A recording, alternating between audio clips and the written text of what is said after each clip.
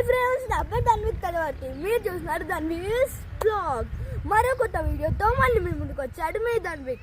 ఇంకెందుకు మొదలెడదామా? ఈరోజు నేను శంషాబాద్ దగ్గరలో ఉన్న పింజర్లా అనే గ్రామంలో ఉన్న అనంత పద్మనాభ స్వామి గుడికి వచ్చాను. ఆలయ విశేషాలు మనం ఈరోజు ఈ వీడియోలో చూద్దాం.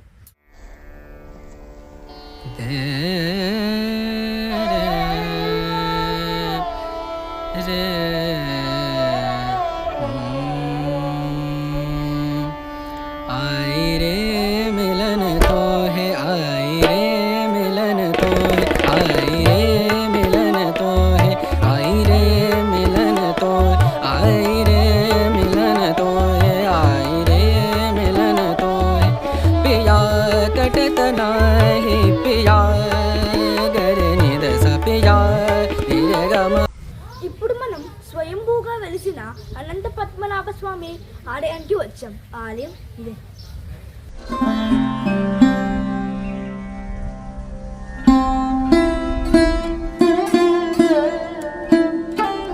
ఆలయం పక్కన చాలా విశాలమైన ప్రాంగణం ఉంది.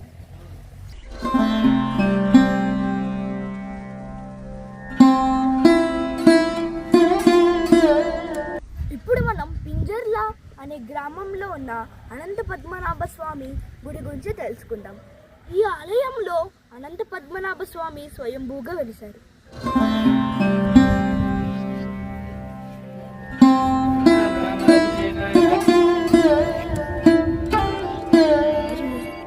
ఇక్కడ స్వామి రెండు రాళ్ల మధ్యలో వెలిశారు. భక్తుల రద్దీ ఎక్కువ అవ్వడంతో కొత్త గుడిని కూడా ప్రాంగణంలో నిర్మించారు. ఈ గుడిలో ముడుపు కడితే భక్తుల కోరిన కోరికలు తీరుతాయని చెప్పి అది భక్తుల నమ్మకం. ఎంతోమంది భక్తులు డైలీ ఈ ఆలయానికి వచ్చి ముడుపులు కడుతూ ఉంటారు. నా పేరు వచ్చేసి శ్రీనివాస శర్మ అండి. నేనుండేది ప్రస్తుతానికి ఇక్కడే ఉంటున్నాను. గుడి ఆచారిగా పనిచేస్తున్నాను. కానీ విషయం వచ్చేసరికి చాలా పురాతన కాలం నాటి గుడి. యాక్చువల్గా 35 నుంచి 40 సంవత్సరాల క్రితం నుంచి వెలిసిన గుడి. వెలిసిన తర్వాత దాన్ని ఒకనాడు స్వామివారు ఒక ఆయనకి కల్లో కనిపించి విగ్రహం తీసుకోమని చెప్పారు. చెప్పిన తర్వాత ఏమైంది అంటే వాళ్ళు విగ్రహం తీసుకుండగా స్వయంభూ అదే విధంగా వెలిశారు. వెలిసిన తర్వాత 2 రాళ్ళను పక్కకు పెట్టి ఆ రాయి మీదే ప్రతిష్ఠించారు. ఒకసారి ప్రతిష్ఠించిన తర్వాత ఆ గుడికి వాళ్ళ యొక్క కోరికలు పెరిగిపోతున్నాయి. మానవుడి కోరికలు సహజం. ఆ కోరికలు అనేవి స్వామివారి వారి కోరికలు ఎవరైతే కోరుకున్నారో వారి కోరికలు తీరడం వలన గుడి ఆవరణాన్ని పెంచుదామనే ఉద్దేశంతో ఇంకో గుడి కడదామని పెద్దగా గుడి కట్టడం జరిగింది. అక్కడికి తరలించే ప్రయత్నంలో స్వామివారు కదలకపోవటం వల్ల స్వామివారు అక్కడే స్థిరపడిపోవటం వల్ల వేరే విగ్రహాలను తీసుకొచ్చి పెద్ద విగ్రహాలను తీసుకొచ్చి ప్రతిష్టాపన చేయడం జరిగింది. ఆ విధంగా చేస్తూ కొంతకాలానికి ఇక్కడ స్వామివారు ఎవరైతే భక్తులు స్వయంగా కోరుకుంటారో ముడుపులు కట్టుకుంటారో వారి కోరిక అనేది స్వామివారు నెరవేరుస్తారని ఇక్కడ వారు నమ్ముతారు. ప్రతిదీ ఏ విధంగా జరుగుతాయి అంటే ముడుపులు కట్టడం వల్ల 41 రోజుల పాటు నిత్య అర్చన చేసి తర్వాత నిత్య అర్చనతో పాటు వారి కోరిక అనేది మేము నోట్ చేసుకుని ఆ కోరిక అనేది స్వామివారికి ప్రతిరోజు తెలియజేస్తాము. మొదటి రోజు మాత్రం ముడుపు కట్టుకునేటప్పుడు ముడుపుకి సంబంధించి ఒక కోరికకి మటుకు 3,216 రూపాయలు మేనేజ్మెంట్ వారు నిర్ణయించారు గుడి డెవలప్మెంట్ కోసమని. దాంతోపాటు ముడుపుకి సంబంధించిన సామానికి సంబంధించిన వివరాలు కూడా మీరు దగ్గరలో ఉన్న షాప్లో మీరు సంప్రదించవచ్చు. అదేవిధంగా ఆ అమౌంట్ పే చేసిన తర్వాత గుడి గర్భగృహంలోకి తీసుకెళ్ళి ముడుపు పూజ గణపతి పూజ చేయించి ముడుపుకు సజావుగా కట్టించి ముడుపు రూపంలో కట్టించిన తర్వాత ఏం చేస్తారంటే ప్రదక్షిణ చేయమని చెప్తారు. ప్రదక్షిణ చేసిన తర్వాత అక్కడ గుడిలో ప్రదక్షిణ చేసిన తర్వాత రావి చెట్టు దగ్గరికి వెళ్ళి అక్కడ స్వయంభూ నాగమయ్య ఉన్నారు, సుబ్రహ్మణ్యేశ్వర స్వామి ఉన్నారు. వారి చుట్టూరా 7 ప్రదక్షిణాలు చేసి కొబ్బరికాయ కొట్టి దీపం వెలిగించి దీపారాధన చేసి పైపెచ్చు దీపారాధన చేసి కొబ్బరికాయ కొట్టిన తర్వాత రావి చెట్టు కనుక ముడుపు కట్టినట్లయితే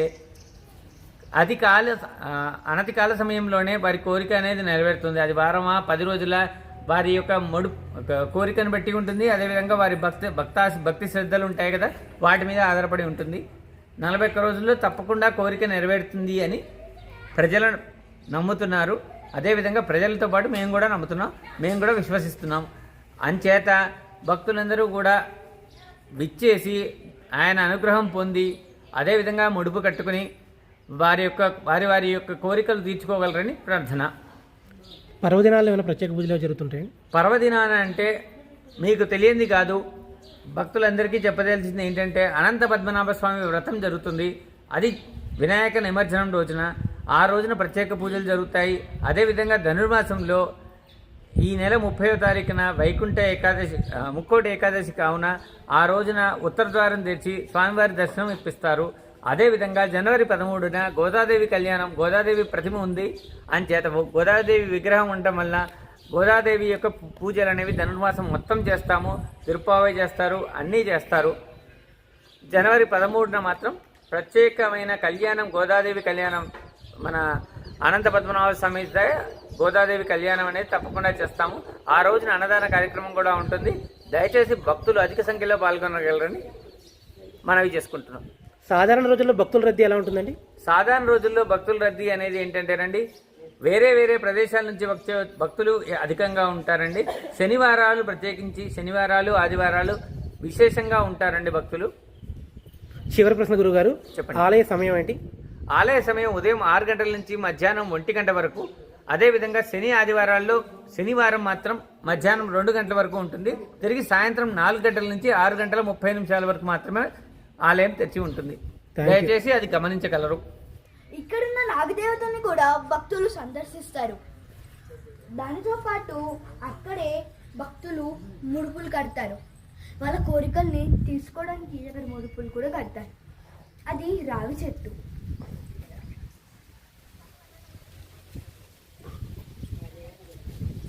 ఈ గుడిలో డైలీ పూజలతో పాటు పర్వదినాల్లో స్పెషల్ పూజలు కూడా జరుగుతూ ఉంటాయి. ఈ ఆలయం చాలా విశాలమైన ప్రాంగణంలో కట్టారు. చుట్టూ చాలా మొక్కలు, చెట్లు ఉన్నాయి. అందరికీ నమస్కారం. జై శ్రీమన్నారాయణ మహాదేవ్. మేము ఉప్పల్ నివాసం ఉంటాము. ఈ యొక్క గుడి ఆలయ విశిష్టత వీరువారు చెప్తుగా విని మేము ఈ రోజున రావడం అనేది జరిగింది. ఇక్కడ స్వామివారు 2 విధాలుగా కనిపించడం అనేది జరుగుతుంది. ముందరగా మనం వీడియోలో చూసుకున్నట్టయితే ముందర ప్రతిష్ఠ చేసిన ఉత్సవ విగ్రహాలు ఉన్నాయి.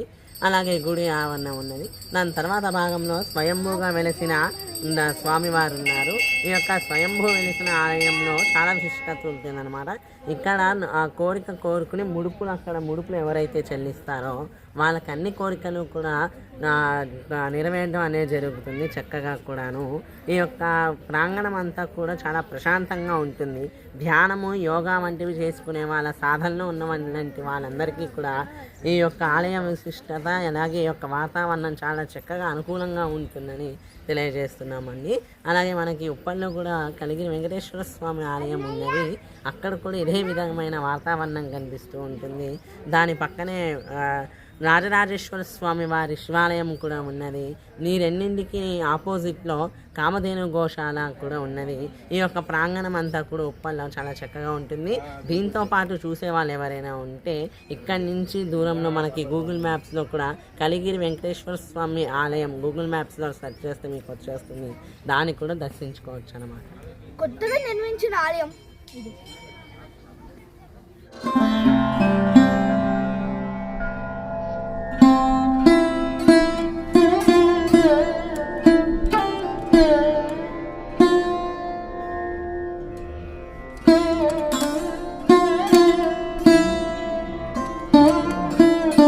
మనం వీకెండ్స్లో ఈ ఆలయాన్ని దర్శించుకోవడం చాలా బాగుంటుంది. ఇది ఇప్పుడు చాలా అభివృద్ధి కూడా చేశారు. ఇక్కడ ఉన్న విశాలమైన ప్రాంగణంలో మనం గడిపితే చాలా బాగుంటుంది. మరో మంచి వీడియోతో మళ్ళీ కలుద్దాం. అంతవరకు చూస్తూనే ఉండండి ధన్వీస్ బ్లాగ్. Like and subscribe.